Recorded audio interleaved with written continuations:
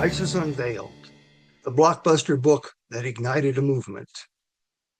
Isis Unveiled, published in 1877, was Helena Petrovna Blavatsky's first salvo in the battle against the dogmatic religion and materialistic science of her day.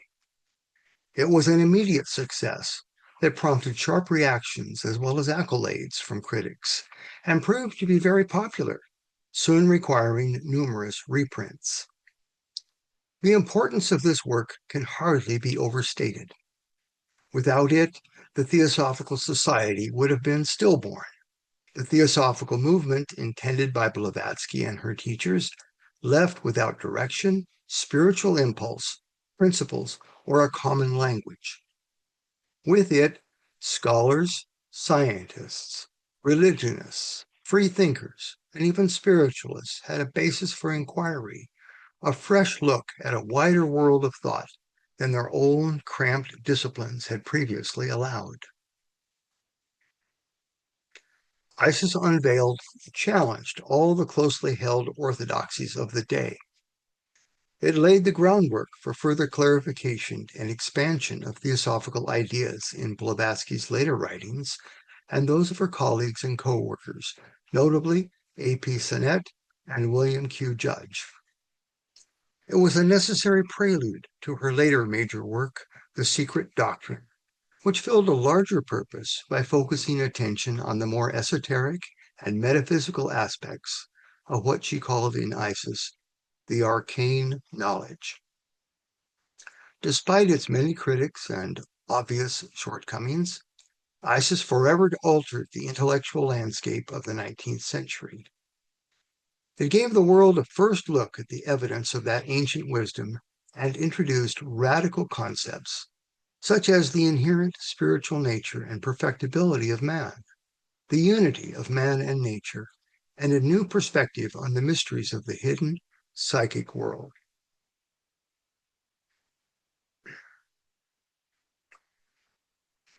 Our work, then, is a plea for the recognition of the Hermetic philosophy, the anciently universal wisdom religion, as the only possible key to the absolute in science and theology. H.P. Blavatsky. Today, I would like to cover three aspects of Isis Unveiled. First, some background about the times in which it was written, the mindset of the age, if you will, and the conditions which the writer, H.P. Blavatsky, or HPB to her friends and students and her teachers faced in representing the ancient wisdom to the world. Second, I will say a bit about the writing of the book, the many practical barriers that had to be overcome, and the help, often unexpected and mysterious, that she received. Finally, I will discuss some of the major themes of Isis Unveiled itself, their value to us and to the world. It is important to note that Isis Unveiled is part and parcel of a larger purpose and intent, an even larger philosophy, religion, and science, known as Teosofia, the ancient wisdom religion. It is fully consistent with all her later works, from The Secret Doctrine and other books to the many hundreds of articles and letters she wrote during her lifetime. Given the limitations of her audience and the prejudices of the times, she could only divulge so much. The mental soil, so to speak, had first to be prepared, so that fuller explanations could be given later. It was an outline with copious supporting facts and information, but with many of the details left to be filled in. Yet, Isis Unveiled was intentional, a purposeful blockbuster, meant to challenge as well as to enlighten. And as the noted Platonist, Dr. Alexander Wilder, said when he first saw the manuscript, it was a book with a revolution in it. Theology has disfigured ancient theosophy, and science, ancient philosophy. H.P. Blavatsky. The world into which this incredible book was introduced was at a crossroads. the relative newcomer, materialistic science, vied against religion and its established centuries-old orthodoxies. Fresh with its newfound powers over nature, science was fast denying a reality to anything other than brute matter and the blind forces that drove it. Religion, dogmatically relying on revelation and outside authority, gave lip service to doing good, but left little room for a rational basis for ethics, and attributed all unexplained phenomena to the work of the devil and his legions. True philosophy and divine truth are convertible terms. A religion which dreads the light cannot be a religion based on either truth or philosophy. Hence, it must be false. H.P. Blavatsky. The real challenge that Isis Unveiled made to the religious world was to show the spiritual nature of man, exemplified by its greatest examples, the great teachers, who are not limited to the one personage, Jesus of Nazareth. Denying that there is such a thing as miracles, and placing natural but currently unknown law as the centerpiece, she agrees with Shakespeare that there are more things in heaven and earth than are dreamt of in the current philosophies of the West. Faith is to be supplanted by knowledge, which is possible for all human beings. And as it has been acquired in the past, so will it be available in the future.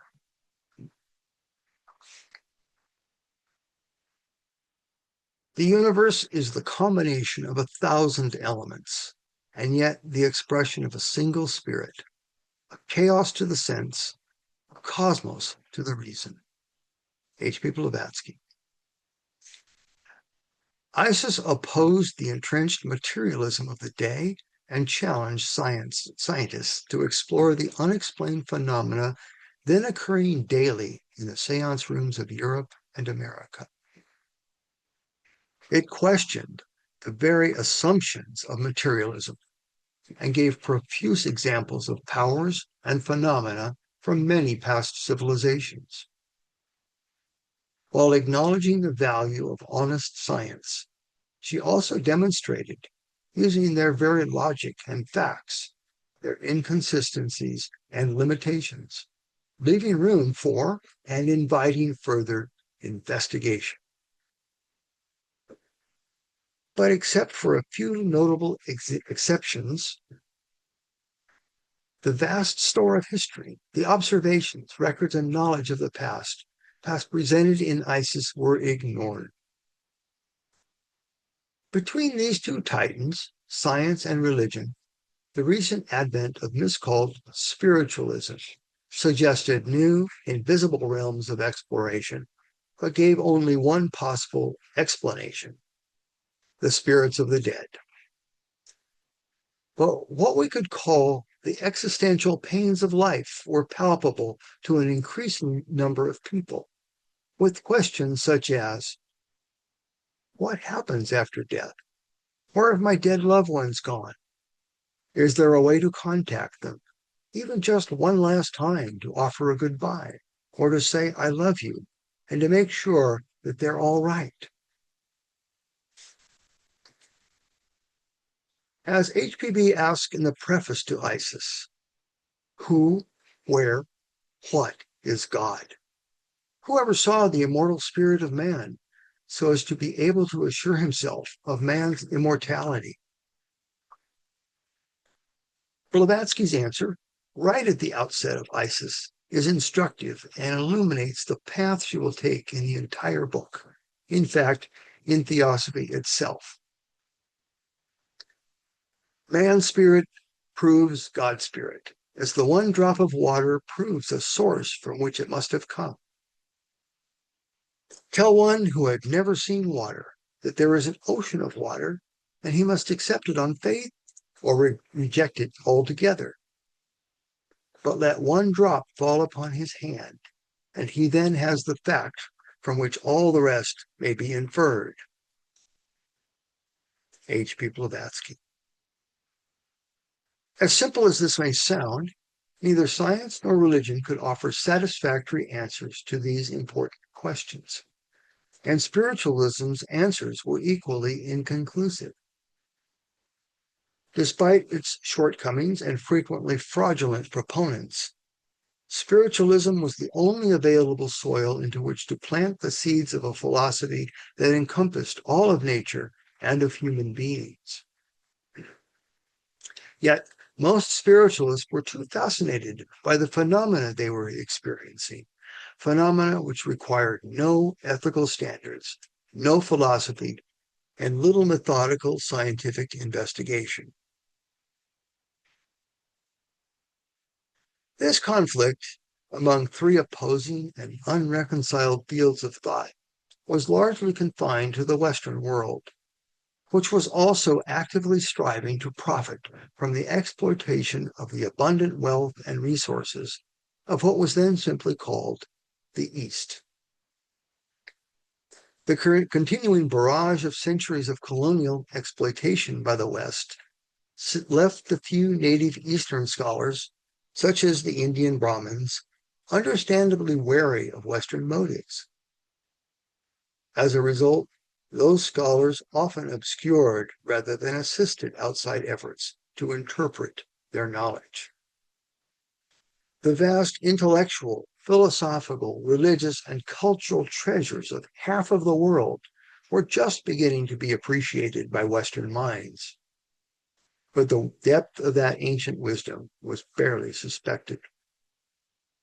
The very idea of perfected human beings and their wisdom and knowledge, while completely lost in the West, was relegated to a belief in the East that the rishis or sages of old had long since departed and would not return for many ages.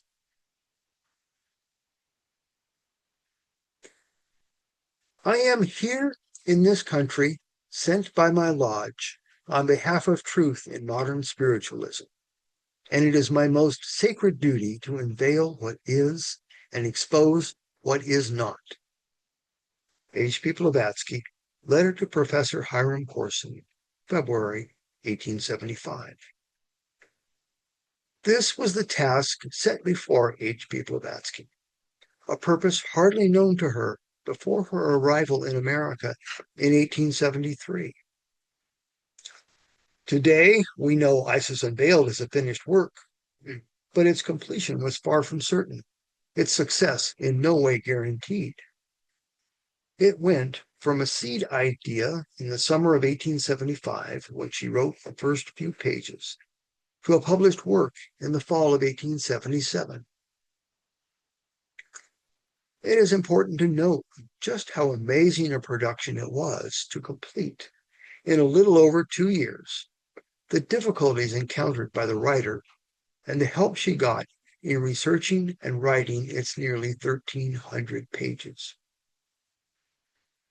When Blavatsky first arrived in New York, she had no means of financial support, a conversational grasp of English, a language in which she had never written, no knowledge of proper literary standards or procedures, and knew absolutely no one. By the next year, she had made the acquaintance of several individuals who would prove helpful and valuable in the work she was destined to fulfill.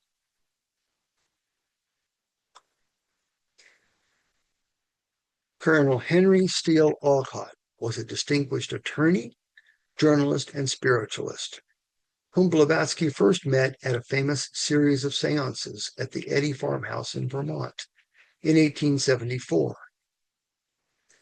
Her teachers had, in fact, specifically asked her to meet and engage Olcott in the work she was going to undertake. Impressed with Blavatsky, he greatly helped with the language and organizing of Isis, and remained a staunch friend and ally throughout her life. As president of the Theosophical Society, which he co-founded with Blavatsky in 1875, he was instrumental in promoting the work of that society worldwide.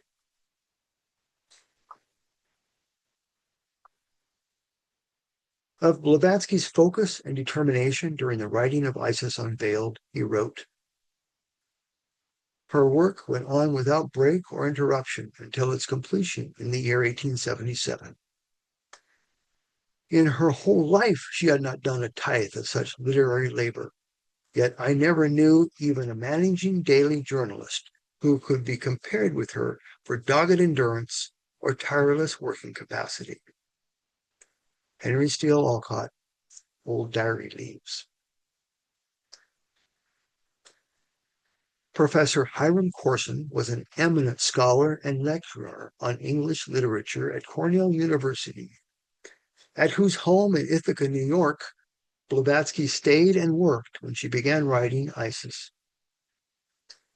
He had originally contacted her because of the death of his 16-year-old daughter, whom he had hoped Blavatsky could help him contact. And while she steadfastly refused to hold a seance as he requested, Corson and his wife still welcomed her into their home where she could begin her work.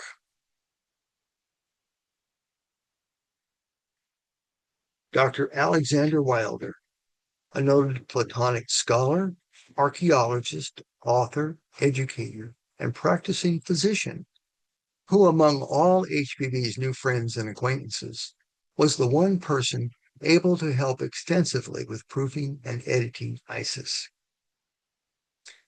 He was referred to Colonel Olcott by J.W. Boughton, the publisher of Isis, who asked him to examine the first draft. Wilder called the manuscript truly a ponderous document, but agreed to review it upon seeing its extensive research, obvious erudition, and vast range of topics. We have Dr. Wilder to thank for much of the wonderful introduction at the beginning of the first volume, called Before the Veil, as well as the 50-page index, to both of which HPB later said he contributed greatly without wanting any attribution or credit. And last but certainly not least, a young New York attorney in his early 20s named William Q. Judge, who would become her staunch colleague, co-worker, and advocate of theosophy in America for the next 2 decades.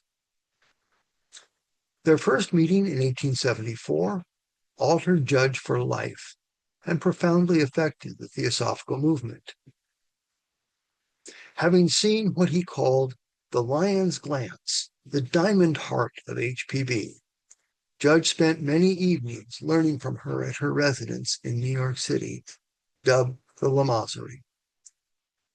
The writing of Isis Unveiled was a time of learning for Olcott as well as Judge, who said that after long days of work, their nights were taken up with glorious 6 hours spent in listening to the words of those illuminated ones who came when all was still and talked by the hour, watching or instructing us. They met here at HPB's apartment in New York City, dubbed the Lamasery, where she welcomed guests of all sorts, every one of whom she treated with universal respect. The helpers and friends noted above, as well as others later, reported that HPB wrote both Isis Unveiled and The Secret Doctrine without having access to most of the books and other works from which she quoted extensively. For example, we have this from Dr. Corson's son, Dr. Eugene Corson, who later wrote regarding Isis. HPB did not simply copy out of books what she wanted to write about, as we ordinary mortals would do, but that she got her copy automatically or clairvoyantly, or saw it in the astral, which is as good as any way to describe it. It was the easiest and most obvious way to understand how she wrote in Ithaca the beginning of Isis Unveiled. She had no books to consult in my father's library, and certainly he could not help her at the task. Some unpublished letters of H.P. Blavatsky, Chapter 2, compiler E.R. Corson. Isis Unveiled, a master key to the mysteries of ancient and modern science and theology. Well, while not outright wrong, this title is a bit misleading. It was suggested by the publisher, J.W. Boughton, over HPB's preferred title, The Veil of Isis, after it was found that there was already a similarly titled book in print, The Veil of Isis or Mysteries of the Druids by W. W. Reed, published in 1861. HPB made it clear that the intent of her book, Isis Unveiled, was to show that Isis, the symbolic goddess of great nature, the basis of all life, is but a veil for the spiritual, psychic, and other hidden aspects of our essential nature. The subtitle, likewise, was probably added by the publisher and was not meant to be an entire key to the mysteries. As one of her teachers wrote 4 years later, Isis was not unveiled, but rents sufficiently large were made to afford fitting glances to be completed by the student's own intuition. In this curry of quotations from various philosophic and esoteric truths, purposefully veiled, behold our doctrine, which is now being partially taught to Europeans for the first time, the Mahatma letters. We are given glimpses of the outer veil of Isis, the hidden goddess of nature, the garment only of vast fields of knowledge that can only be reached by rising to the level of our own true inner self. As noted earlier, Isis Unveiled sold out almost immediately upon publication, going through several printings, and it remains available today through several theosophical publishers. The original rights to the book during HPB's lifetime were retained by the publisher, J.W. Boughton of New York, and it sold so well that HPB was not allowed to make any changes or even to correct typographical errors. The Secret Doctrine, published 11 years later, was originally conceived as an updated revision of Isis. And as one of her teachers commented, perhaps in jest, Isis should be rewritten for the sake of the family honor. HPB herself later acknowledged the jumbled mixture and digressions, but then added, but in spite of these two great admissions, I maintain that Isis Unveiled contains a mass of original and hitherto never divulged information on occult subjects.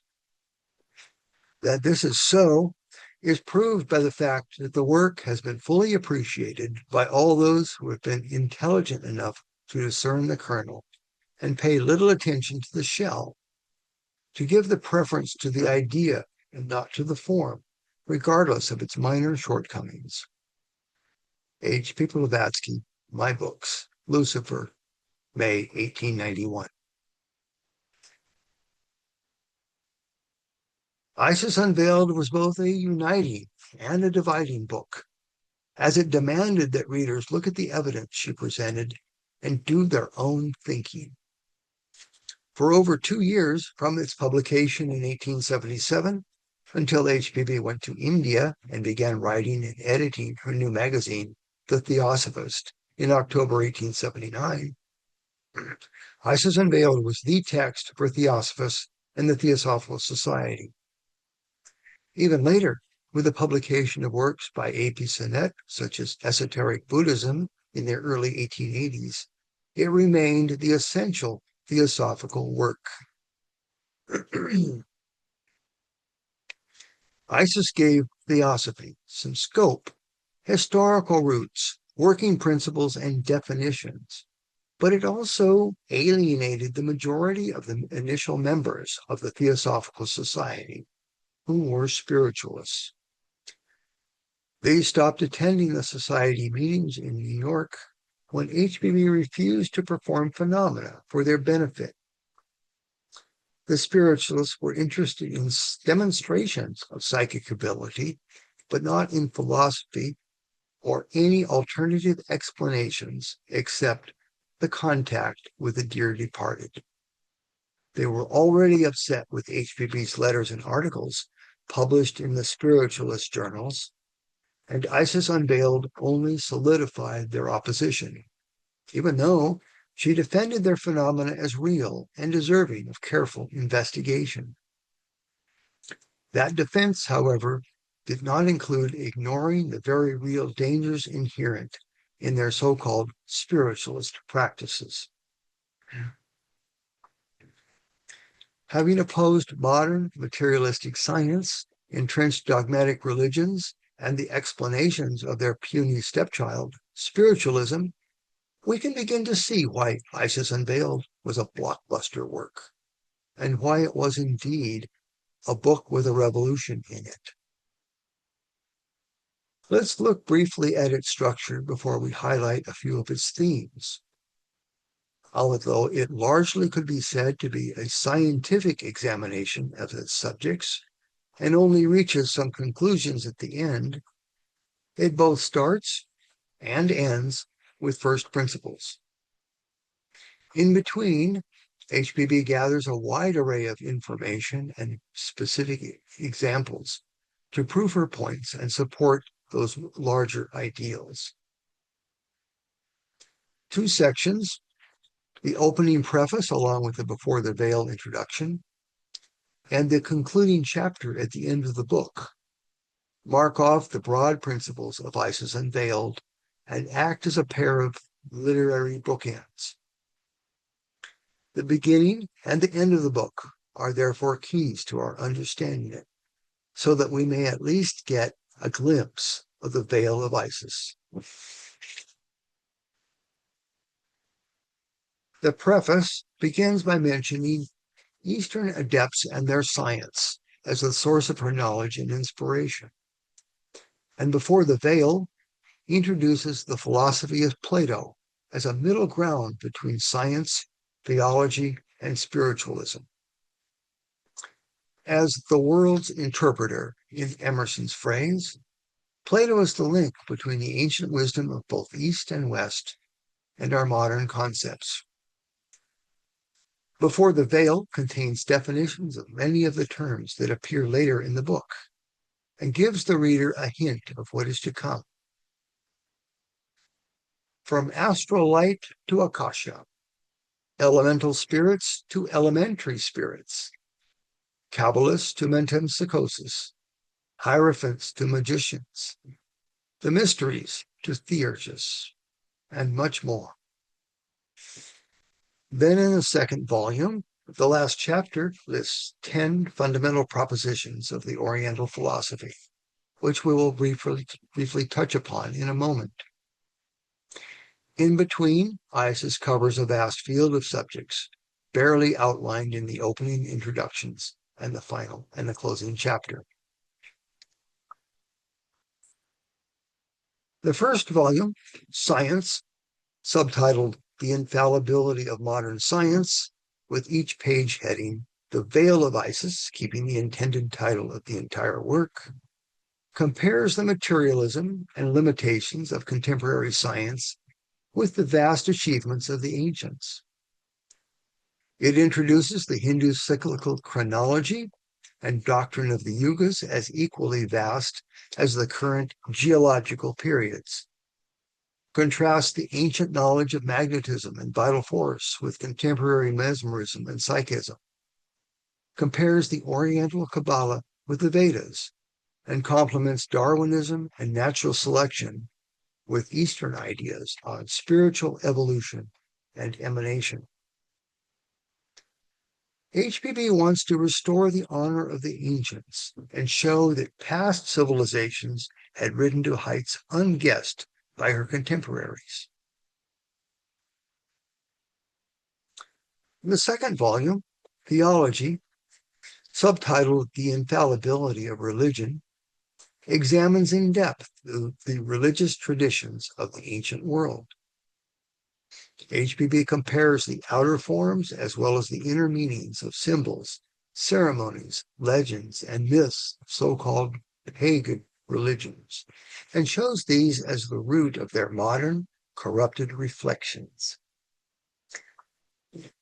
She delves into the histories of early Christianity, compares Jesus with the Buddha, Krishna and Apollonius of Tyana, and shows how Pythagoras, Plato, and Paracelsus are linked to Egypt, Chaldea, and India. Christians and Christians, Nazars and Nazarenes, mediums and adepts, Christos and Ensof, Sephiroth and Kabbalah are all given her attention and critical examination in light of their principles, as well as their practical, ethical, and moral results in the world. All of this is truly the outer veil of Isis, the hidden goddess of nature, the garment only of vast fields of knowledge. But by understanding the outer forms, the inner realities can begin to be approached and eventually reached by rising to the level of our own true inner self. To summarize both volumes would be an impossible task in a short presentation, but perhaps the following highlights, adapted from her 10 propositions of the Oriental philosophy, convey something of her intent and purpose. 1. There is an ancient hidden wisdom, a still traceable universal system of religious, scientific, and philosophical knowledge, which beneficently used was known as magic, misapplied was called sorcery. 2. There have always been knowers of that wisdom, exemplified in the great founders of all the world's religions. In Isis Unveiled, HPB called them the Eastern Adepts and Sages of the Orient. In The Secret Doctrine and elsewhere, Masters and Mahatmas. All are terms indicating that they are the elder brothers of humanity. But these are not just shamans and sorcerers, but real men and women who have perfected their inner psychic and spiritual faculties. As these can act with full knowledge, they are the opposite of mediums, who are essentially passive. 3. Man and nature are both threefold, popularly described as spirit, soul, and body. In between the spiritual or godlike and the obvious physical is the invisible, astral realm, often mistaken for the spiritual. The permanent records of that realm, or astral light, can be known by the adept through knowledge of the inner sciences that include magnetism and electricity. 4. All of nature is cyclical, which evolves and unfolds from within via a process of emanation. This includes civilizations whose vast history is known to the Eastern Adepts. 5. Self-reliance, individual conscience, and spiritual freedom are necessary prerequisites to real knowledge, and therefore humans need no outside authority, no church, no dogma. 6. Truth, unity, and ethics. Underlying everything Blavatsky wrote is a moral imperative. The great ones serve humanity with their powers and knowledge.